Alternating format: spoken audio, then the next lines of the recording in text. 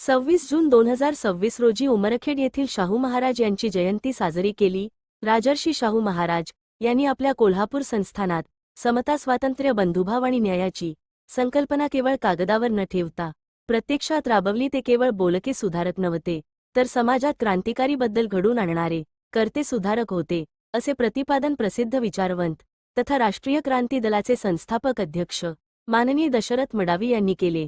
विविध संघटनांचा संयुक्त पुढाकार आणि मान्यवरांची उपस्थिती या गरिमापूर्ण कार्यक्रमाचे आयोजन मराठा सेवा संघ, बिरसा क्रांतीदल उमरखेड, शेतकरी संघटना संघ आणि शाहू महाराज स्मारक समिती उमरखेड यांच्या वतीने संयुक्तपणे करण्यात आले होते।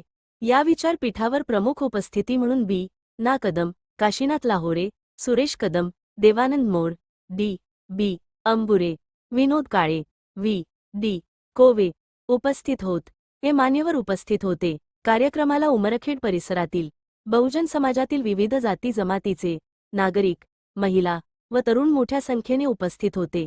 कार्यक्रमाचे यशस्वी नियोजन आणि संचालन श्री चक्रधर देवसरकर यांनी अत्यंत प्रभावीपणे केले, तर उपस्थितांचे आभार श्री उत्तम बर्वल यांनी मानले। कार्यक्रम यशस्वी करण्यासाठी सर्व समाज बांधवांनी मुलांचे सहकार्य केले।